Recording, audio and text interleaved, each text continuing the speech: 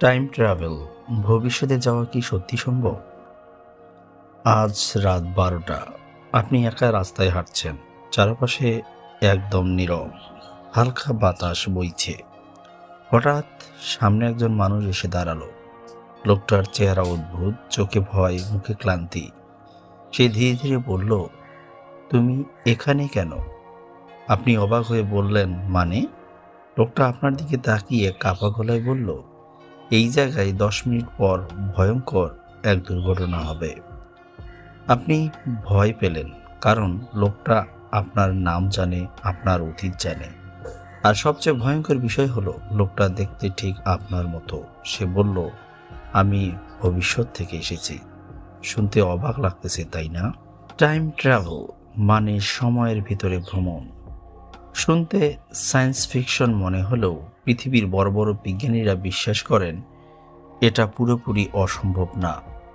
আজকের ভিডিওতে আমরা জানব টাইম ট্রাভেল কি, ভবিষ্যতে যাওয়া কি সম্ভব, অতীতে ফেরা কেন বিপজ্জনক, আইনস্টাইন কি বলেছিলেন, আর পৃথিবীর এমন কিছু ঘটনা যেগুলো মানুষ আজও এক্সপ্লেইন করতে পারেনি।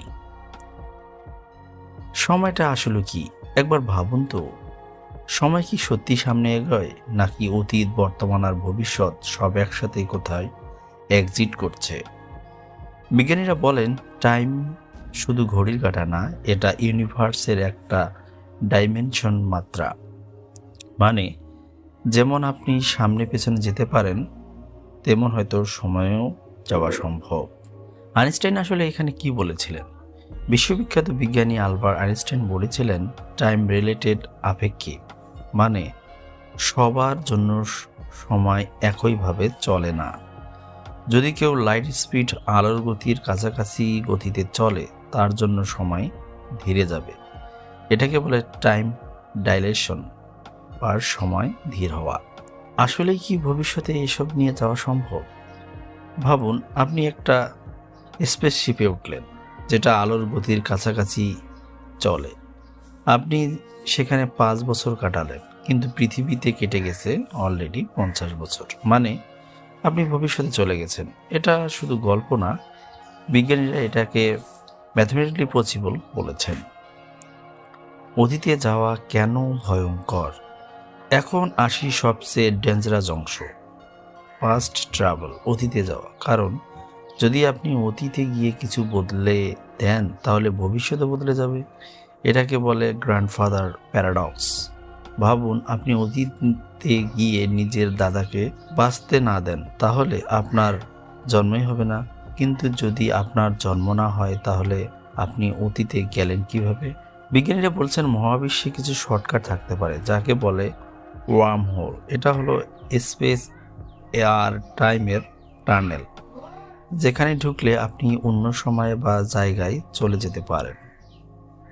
এবার কিছু রহস্যময় কিছু ঘটনা জানি।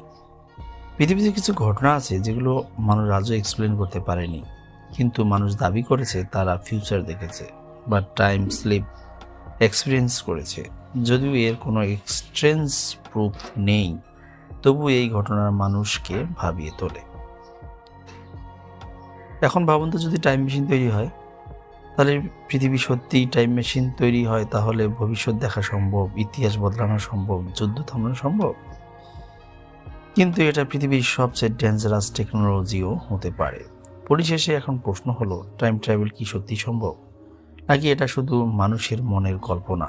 হয়তো ভবিষ্যতে একদিন মানুষ সময়ের ভিতরে হাঁটবে, আর হয়তো এই ভিডিওটি দেখার পর আপনিও যখন ঘড়ির দিকে তাকাবেন, সময় আগের মতোই সাধারণ আর মনে হবে না। তো বন্ধুরা, ভিডিওটি কেমন লাগলো? হয়তো বা আপনাদের কাছে কিছুটা অদ্ভুত মনে হয়েছে, কিন্তু আসলে এসবও একটা ধারণা। আর ভিডিওটি যদি ভালো লেগে থাকে, তাহলে অবশ্যই ভিডিওটি লাইক দেবেন। ইউটিউব থেকে দেখে থাকলে অবশ্যই চ্যানেলটি সাবস্ক্রাইব করবেন, এবং ফেসবুক থেকে দেখে থাকলে অবশ্যই পেজটি লাইক দেবেন। আর কোনো কিছু জানার আগ্রহ থাকলে অবশ্যই কমেন্টসে আপনার মূল্যবান মতামতটি পেশ করবেন। আজকে এখানেই, ধন্যবাদ।